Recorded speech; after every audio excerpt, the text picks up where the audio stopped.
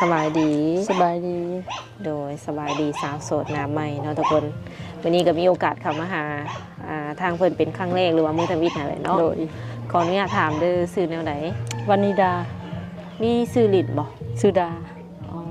สาวดาโดยอายุจักปีตอนนี้31 ปีอืมผ่านมาเคยสร้างครอบครัวบ่เคยสร้าง โดยเป็นหยังเป็นแม่ห้างหรือว่าแม่หมายตอนนี้ไม่ห้าง มีลูกบ่มีลูกติด2 คนโอ้ได้ลูก2แล้วโดยลูกยิงหรือลูกชายยิง1ชาย1สำแต้มเอาเนาะ ปัจจุบันนี่ลูกทั้งสองยังอยู่น้ำเจ้าบ่หรือว่าอยู่น้ำพ่อยังเพิ่นอยู่น้ำข่อยเบิด2อ๋อพ่อเพิ่นบ่ได้อยากได้ไปเลี้ยงบ่อยากได้แต่เขาบ่ให้โอ้ยันเบิ่งลูกบ่กุ้มโอ้มีเหตุผลเนาะโดยขออนุญาตถามเรื่องแบบว่าป้ากันไปนี่ได้จักปีหรือว่าจักเดือนแล้ว 5-6 ปีแล้วโดนเนาะระยะเวลาที่ว่าผ่านมาเนาะ4 ปี5 ปีนี่นะมีผู้บ่าวเขามาจีบเจ้าอยู่บ่บ่มีว่าแท้แบบบ่มีแบบบ่ได้วนน้ำเรื่องผู้บอกผู้บ่าวมีแต่ไปเฮ็ดเวียกเฮ็ดงานบ่มีเวลาฮอดว่าสิจีบผู้นั้นผู้นี้มีแต่ว่าหาเงินเลี้ยงลูกบ่มีเวลามาคิดเรื่องอื่นว่าซั่นซะโอ้สาเหตุที่เลิกลากันนี่ได้ซะแบบทั้ง2ฝ่ายมันบ่เข้าใจกันต่างคนต่างไปบ่แม่นเพิ่นก็โอเคเจ้าก็โอเคแหละแยกกันด้วยดีแม่นจบกันด้วยดีว่าซั่นซะเรื่องเงินเรื่องค้ำเพิ่นก็ฝากมาให้ลูกอยู่บ่ตอนป้ากันครั้งแรกก็ฝากอยู่แต่เดี๋ยวนี้เอาเมียใหม่ต่างคนต่างมีใหม่แล้วก็เลยบ่วนวายเลยบัดนี้นะเพิ่นบ่วนเพิ่นบ่ฝากเงินมาให้ลูกเลยเพิ่นก็ไปตามทางเพิ่นแล้วตอนนี้แล้วมื้อนี้นี่ถือว่าออกมาเปิดใจเนาะโดยเปิดใจครั้งแรกบ่หรือว่าเคยเปิดใจแล้วนี่ก็ครั้งแรกโอ้โหเป็นจังได๋ความรู้สึกก็ตื่นเต้นแม่บ่เคยเฮ็ดจักเทื่อแบบบ่เคยเฮ็ดจักเทื่อมันสิมีอยู่เปิดใจสิมีผู้ชายแบบมาเลี้ยงลูกซอยหรือว่ามาเบิ่งแยงพ่อแม่เบิ่งแยงครอบครัวเฮานะสิมีอยู่บ่มีเนาะข้อยก็คิดว่าต้องมีแหละคนที่ว่าเพิ่นเป็นเนื้อคู่เจ้าว่าซั่นซะเพราะว่าเจ้าเองก็อยู่โสดมานี่5 ปีเลยเนาะว่าบ่ได้บางทีเฮาเปิดใจแล้วก็มีเนื้อคู่เข้ามาเลยก็มี แต่ก็คือว่าอะไรอยู่ในระหว่างกลางเนาะบ่คาดหวังหลายแหละแม่สมมุติเด้อซะสมมุติว่าเฮาเปิดใจน่ะมันก็ยังบ่มีไผเข้ามาเจ้าคิดว่าแนวใดยังคิดว่าคือสิบ่มีแหละทำใจได้บ่สมมุติว่าบ่มีทำใจได้เว้าย่อเพิ่นเพราะว่าอยู่ผู้เดียวนี่ก็5 ปีแล้วก็แบบมันสิ้นแล้วนะถ้าสิมีคนเข้ามาก็ดีใจโอ้อันเปิดใจนี่เปิดใจแบบใดหาคนคุยแก้เหงาบ่หรือว่าอยากได้คนมาเบิ่งแยงลูกมาเลี้ยงลูกซอยแบ่งเบาภาระนำแน่แบบเป็นคู่ชีวิตเจ้าเลยนะโดยอยากได้ผู้บ่าวอายุน้อยหรือว่าอายุหลายกว่าเฮาอายุหลายกว่าเฮาผู้บ่าวน้อยบ่มักบ่ยันเอาใจยากเจ้าสิได้เอาใจเพิ่นซิบ่แม่นมักคนอายุหลายแค่นี้เพิ่นยังหักยังแพงแบบทั้งหักเฮาทั้งหักลูกแต่ก็เบิ่งแยงเฮาเอาใจใส่เฮานะอันนี้ในความคิดเจ้าคิดว่าเนาะคือใหญ่นี่ประมาณไหน60ปลายจนสิฮอด70ก็ได้บ่ประมาณ50-60ลงมานี่ฮอดประมาณฮอดรุ่นเดียวกันได้30-31เนี่ยอัน65-60ปลาย67ยังสิบ่ได้บ่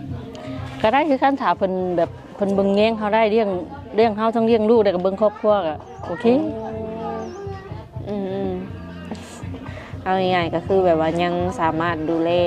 เบิ่งแยงครอบครัวได้เนาะยังแข็งแรงเอาง่ายๆก็ประมาณนั้นทุกคนอันบางที่อายุก็เป็นเพียงตัวเลขเนาะเพราะว่า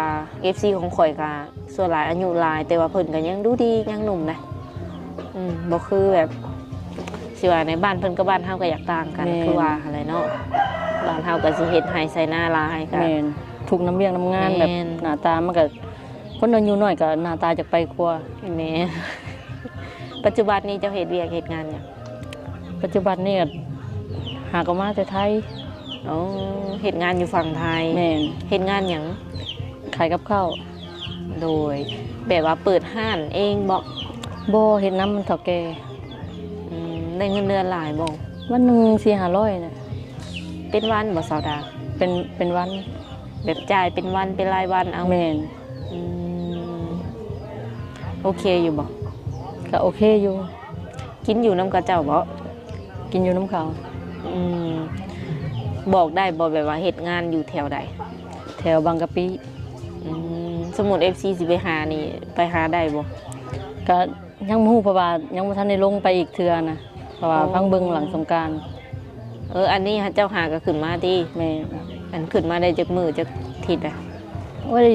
สิเข้า3ทิศแล้ว โดนเติบแล้วเนาะ โดย สิฮอดเดือนเลยแต่คิดว่าสิอยู่ลิ้นสงกรานต์บ่คง แม่ ไม่นะ ดินสงกรานต์แล้วจังสิลงไปใหม่ อืม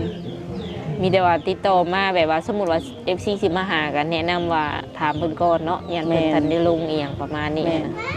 แต่ว่าหลักๆก็คือวิทย์สงกรานต์เด้อทุกคนเด้อ อืม คันว่ามีคนแบบว่าเพิ่นพร้อมดูแลเจ้าเนาะคือเจ้าต้องการอย่างสินะเจ้าพร้อมปิดใจบ่ พร้อม บ่จำเป็นต้องเบิ่งโดนบ่ บ่จำเป็นต้องเบิ่งโดนขอเพียงแต่เขาเบิ่งแย่งเขาซัพพอร์ตเฮาทุกอย่างน่ะนะก็โอเคแล้วข่อยก็พร้อมสิปิด อืมคือหลักๆนี่เจ้าว่าเบิ่งลูก2คนเนาะ แม่น แล้วก็ไผก็ แล้วก็พ่อแม่ พ่อกับแม่ แม่น แล้วก็เจ้าเนาะเป็น5คน เนาะ โอ้โดยขออนุญาตถามเด้อเวลาจะไปเฮ็ดงานนี่ลูกได้สาไปนำบ่ บ่ลูกอยู่นำแม่ อยู่กับเฒ่าพ่อกับเฒ่าแม่ แม่น ขออนุญาตถามพ่อกับแม่อายุประมาณเท่าไหร่ตอนนี้ แม่ก็อายุประมาณ45 อืมพ่อได้ค่ะ พอ43 ยังหนุ่มเนาะ แม่น เป็นเพิ่นก็โอเคอยู่บ่ที่ว่าเจ้ามาเปิดใจแบบนี้นะ โอเคเพิ่นก็บ่ได้ว่าหยัง อืม เพิ่นก็บอกว่า หาคนมาเบิ่งลูกมาเลี้ยงลูกซอยก็ดีแล้ว ถ้าเขาแบบเขาฮักเฮาเขาพร้อมสิว่าเลี้ยงลูกซอยเฮาแบ่งเบาภาระเฮาแม่ก็โอเคเพิ่นก็บ่ได้ว่าหยัง แบบการเลือกคู่เลือกขี้ของเจ้านี่เลือกแบบใด ก็ แบบ แบบใดก็ได้ เพิ่น ขอเพียงแต่ว่าเบิ่งแยงฮักเฮาเสมอต้นเสมอปลาย เพิ่นบ่ได้บ่งมาบ่ว่าเจ้าต้องเอาคนแบบนั้นได้อลูกจังซั่นจัง บ่ ซี่นะ เพิ่นบ่ได้บอกเพิ่นก็บอกว่าขอเพียงแต่เขากุ้มเฮาแล้วก็ฮักเฮาแล้วก็ฮักลูกของเฮา อายุหลายหรือหยังเพิ่นบ่ได้ว่า หลายหน่อยบ่เกี่ยว โอ้บัดใจแบบจิตใจเจ้าเองนี่นะแบบว่า สมมุติว่ามีผู้บ่าวหรือว่ามีสามีอายุห่างกันหลายจังซี่นะทรงสิบ่อายขู่อายคนบ่ บ่อาย ใครอยู่สั่นหับได้เนาะ รับได้ แถวบ้านนี่เพิ่นเลิกบูลลี่แล้วบ่แบบว่าคนน้อยเอากับคนใหญ่ เลิกแล้วก็ส่วนมากก็คนในบ้านก็ส่วนมากก็มีแต่พวกเอาแบบเอาผัวอายุหลายกว่า โอ้คันแม่นจะเอาอีกคนหนึงก็คือสิบ่แปลกตัวนี้เนาะ บ่แปล โดยอยู่บ้านนี่เฮ็ดธุรกิจหยังเป็นหลัก โดยเฮ็ดหมักหมูกับหมักแตง แม่น อืมได้หลายบ่แบบเฮาขายเทื่อหนึงอะนะ ขายเท่านึงก็บ่ได้หลายเนาะบางหมู่บ้านนอกเนาะก็พอได้ใช้ได้กินอยู่ในเพื่อนนี่แหละ อืมอืมแบบเฮาขายหยกเลยบ่หรือว่าขายแบบเทื่อละหน่วยเทื่อ เทื่อละหน่วย ว่าพ่อ หากก็พอได้อยู่นำแตงโม แม่น ข้าวนำซ้ำปลาก็เฮ็ดอยู่บ่แต่ละปี เฮ็ด ได้ข้าวหลายบ่ ก็ปีหนึง60สอบ เออคือเฮาไปเฮ็ดงานหยังซี่ลูกเฮาอยู่นี้เนาะ แม่น อันแสดงว่าทุกเดือนนี่เจ้าต้องได้ฝากเงินมาให้เพิ่นบ่ ฝาก เดือนหนึงเท่าไหร่อะ ก็มันตกเดือนหนึง15,000บางทีก็ฝากมาให้10,000แต่ที่เหลือก็ตัวเองเอาไว้ใช้จ่ายในชีวิตประจำวัน อืม เพื่อน มีเงินเก็บเป็นของตัวเองอยู่บ่ หาเลาะ โอ้ยแต่เห็นงานมาบ่มีเงินเก็บ เพราะช่วงนี้เงินก็สิบ่มีเก็บแล้ว ใช้จ่ายแต่ละมื้อก็เบิดแล้วบ่กุ้ม กัน แบบว่ากุ้มอยู่กุ้มกินก็ถือว่าโอเคแล้วตอนนี้แม่นบ่อันสินสมสั่งกับคนเก่านี่ก็มีอยู่บ่ ยังบ่ทันได้สร้างยังบ่ทันได้มีหยัง โอ้เลิกลากันก่อน แม่น อืมตอนนี้แม่นหลักๆแม่นว่าอาศัยอยู่น้ำพ่อน้ำแม่คันเจ้ามานี่เนาะ โดย อยู่เฮือนน้ำเพิ่นอยู่ตอนนี้ โดย ฐานะครอบครัวเจ้านี่เป็นประมาณใดแบบอยู่ในระดับใดปานกลางบ่ห่างมีร่ำรวย ดูว่ ปานกลาง พอได้อยู่ในกินติ แม่น อืมบัดผู้บ่าวแบบที่สิเข้ามานี่ สมมุติว่าเพิ่นบ่ฐานะบ่ร่ำบ่รวยแต่ว่าเพิ่นลูกเพิ่นมันจังซี่น่ะได้บ่ ได้ อืมหลักๆเจ้ามักคนนิสัยแบบใดอ่ะใจร้อนใจเย็น บ่ฮ้อนเกินไปแล้วก็บ่เย็นเกินไปแล้วก็เข้าใจอย่างง่ายๆเข้าใจทุกอย่างแต่มีเป็นคนที่มีเหตุผล อะไรแน่นั่นบ่ แม่น อืมเอาอยู่ในระดับกลางร้อนกับบ่ร้อนเย็นกับบ่เย็นจังซี่ แม่น บัดเจ้าเองนี่เป็นคนอะไร สำหรับข่อยนะข่อยเป็นคนใจเย็น อันเบิ่งแบบนี้ช่วงจิตใจร้อนใจเย็นบ่ แม่น อ่าบ่มาค่ายบ่หรือให้อยู่ ก็ให้อยู่มันก็มีบางครั้ง ยันว่าโดยขออนุญาตถามเจ้าสูงเท่าใด 150 เต็มเลย50เต็มเลย แม่น น้ำหนักอยู่ที่เท่าใดตอน น้ำหนักอยู่ที่ อืมคืออยู่ตรงจุดนี้เลยบ่น้ำหนักหรือว่า 60ตรงจุดนี้ บ่มีพร้อมบ่ ก็มีผอมบางที่ก็50 55 56 โอ้อืม บนรุดในประมาณนี้แหละ อืมตั้งแต่เป็นสาวอหย่างมากก็คือแบบอยู่ใน50ต้นๆอยู่เนาะ โดย อืมช่วงนี้เป็นแบบว่าอยู่ใน60ตอนนี้ โดย โดย ไปอยู่ฝั่งไทยก็ได้ไปหลินไปเที่ยวภายแสงสีอยู่บ่ ไป มักไปบ่ กับแบบดนๆเทื่อไปเปิดหูเปิดตา แบบบางทีมันมีเทศกาลบ่ก็ไป เอ่อ ถ้าบ่มีก็เฮ็ดเวียกเข้ามาห้องก็นอน อืมอันไปเป็นช่วงเป็นหยังซื่อ โดย ๆยันว่าไปแบบปาร์ตี้หยังคือ บ่ เขานี่นะ บ่เคย ไปปาร์ตี้คืออันมีไพ่แสงสีเงียบๆอย่างสิ บ่ได้ไปเทื่อ แล้วเพิ่นไปลิ่นคือไปลิ่นนั่นงานอหยังนี่ชื่อเนาะทุกคน แม่น มันคนละแบบกันน่ะนี่อันนั้นคือแบบเวลาไปนี่ไปแบบใดไปกับหมู่กับครูบ่ ไปกับหมู่กับครู หมู่ครูก็หลายบ่อยู่ฝั่งนั้น ก็หลาย อืมคือเจ้าเป็นแม่ค้าจังซี่นะส่งสิมีผู้บ่าวมาจีบแท้ อุ๊ยบ่มีดอกเพราะว่าอยู่หม่องเฮ็ดเวียกอ่ะมันก็น้อยนักสิมีผู้ชายมีผู้บอกผู้บ่าว เออ ตื่นสมากอ่ะมาเวียกแต่6 โมงค่ำ6 โมง 7 โมงก็เมื่อห้อง มันบ่มีเวลาสิไปหาผู้บอกผู้บ่าวมาล้มหรอก โอ้แบบบ่มีเวลาสิเบิ่งเขาซ้ำนะเนาะ แม่ จักไผมักบ่มักบ่ได้แนมซ้ำ แม่ คือมาอยู่บ้านเด็กสิเฮ็ดหยังซะแต่ละมื้อแต่ละวัน บ่ได้เฮ็ดอยู่กินน้ำแม่นั่นล่ะเด้ เออแบบพักผ่อนเต็มที่เล แม่ ย โอ้บ่ตีเนาะสมมุติว่าเนาะเจ้าบ่ได้มาแบบว่าเทศกาลเป็นวันสงกรานต์จังซี่นะเดือนหนึ่งเจ้ามาบ้านจักเทื่อ ก็ก็คือเดือนนึงทำมาต่อวัดก็มาเดือนละเทื่อบางทีก็2 เดือนมาต่อเทื่อนึง อืมเฮาแบบมีมือพักอยู่บ่งานเฮาก็ บ่มี โอ้เฮ็ดเต็มแบบว่าเต็มเดือนเลยอะไรเนาะคันมื้อใดพักแม่นบ่ได้เงินบ่ แม่น ก็ดีอย่างหนึ่งบ่ดีอย่างหนึ่งเนาะ แม่น ดีก็คือแบบว่าเป็นมื้อแล้วเพิ่นให้เงินเป็น เป็น มื้ มื อ อเป็นใจายทุกมือ ตามเฮาดุนะเนาะบ่มีอันโลมจังซี่นะคันคือมื้อใดเจ้าขาดก็แม่นเจ้าก็บ่ได้เงิน แม่ ตัวนั้น น วันละ500 บาทจะว่าแม่น เล บ่ ย อืมก็สิว่าไดเฮ็ดเวียกมานี่ได้ประมาณจักปีแล้วซะ ก็ได้ 3-4 ปีแล้ว เวียกตัวเก่าน่ะเนาะ แม่น อืมก็พอสมควรเนาะเวียกอยู่บ้านอยู่หยังเฮานี่เจ้าบ่ได้เคยเฮ็ดบ่ อยู่บ้านก็เคยเฮ็ดตะกี้ก็เฮ็ดโรงงานในคอนโรงงานประกอบกล้องอยู่เซโนรักสะแปนนี่ อ๋อ เคยไปเฮ็ดแบบเงินมันก็บ่กุ้มเดือนหนึง2 ล้านหนึง อืม เฮ็ดงานบัดกลางคืนก็เฮ็ดยืนเบิดมื้อเบิดคืน อืม สิ้นเดือนก็สิ้นเงิน มันก็บ่คุ้มก็ได้ว่าตัดสินใจไปไทย ใครอยู่สิ้นเดือนสิ้นเงินเนาะ โดยชื่อว่านั่นแหละก็เลยว่าบ่เฮ็ดแล้วอยู่วังหัน บ่เฮ็ด ผ่านมานี่เคยเฮ็ดงานนิคอนเนาะแต่ว่าเนาะหรือว่างานกล้องอะไร เด้อ และงานที่สองนี่เป็นงานอยู่ฝั่งไทยเลยบ่ แม่น โรงหามโรงเรียนเจ้าก็เคยเข้าอยู่บ่ เฮียนก็เฮียนจบฮอดป โอ้อ่านได้เขียนเป็นปกติอยู่บ่ลาวไทยได้เบิด .5 ได้เบิด หรือว่าต่างประเทศก็ได้อีก บ่ โดยในใจคือเขาเปิดใจนี่นะเจ้าอยากคุยผู้บ่าวทางใดฝั่งลาว ก็ฟังไทย ฟ โอ้ฝั่งไทยต่างประเทศได้สั่ง ยันลมยันคุยบ่เป็น โอ้ยันบ่เข้าใจ แม่น ส่วนหลายก็อยู่ต่างประเทศแต่ว่าเพิ่นก็สิว่านี่ก็เว้าลาวเนาะบางคนก็เป็นคนลาวไปอยู่ต่างประเทศเนี่ยบางคนก็อยู่ไทยเป็นคนไทยแต่ไปอยู่ต่างประเทศซื่อๆสามารถสื่อสารหยังกันได้ปกติ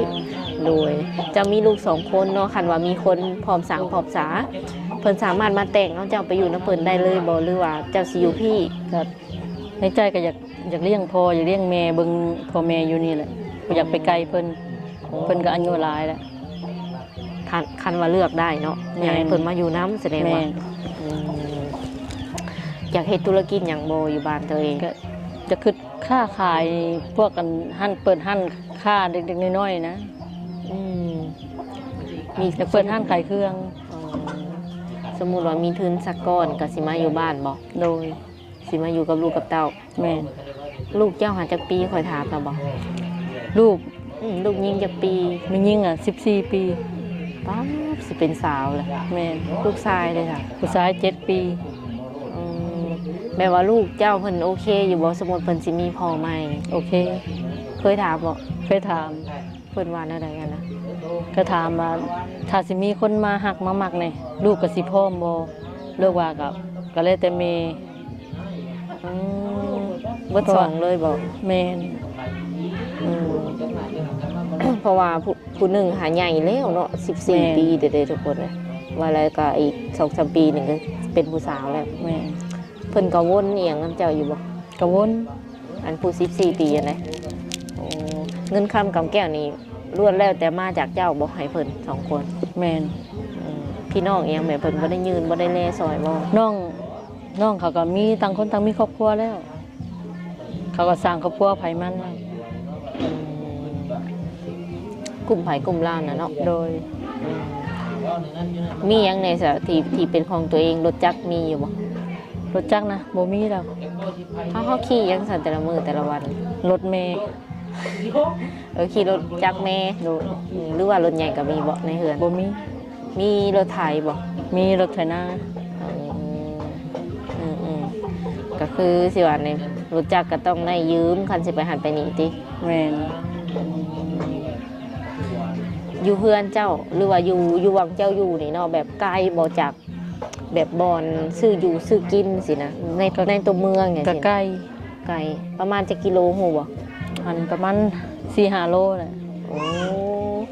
ก็ถือว่าสะดวกสบายอยู่เบิกเนาะเพราะว่า สะดวกสบาย หากิโล โดย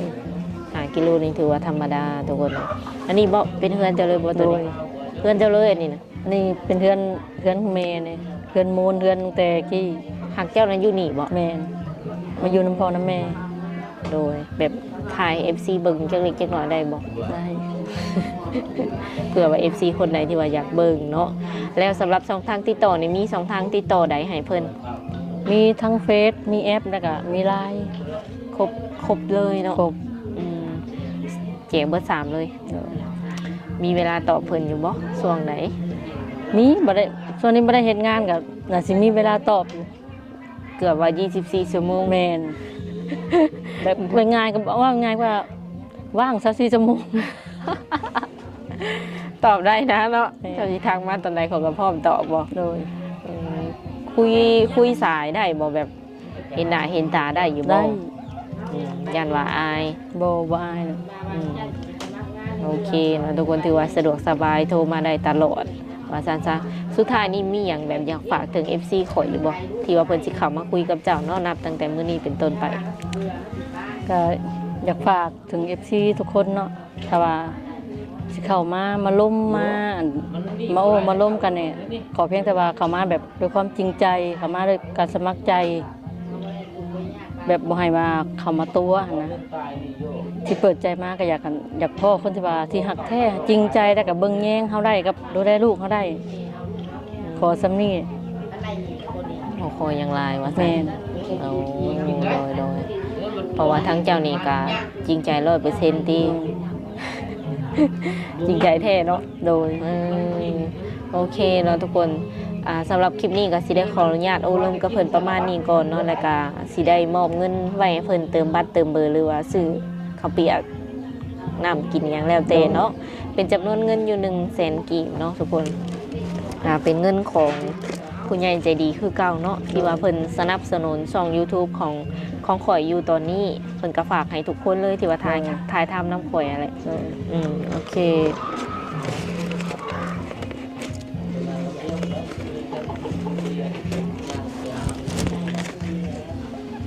ใจ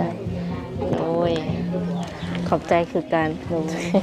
สำหรับคลิปนี้ก็สิได้ขอตัวเจอไว้ก่อนมื้อหน้า FC ให้มาหาใหม่ก็สิมาหาใหม่เด้อ โดย โดยสบายดี โ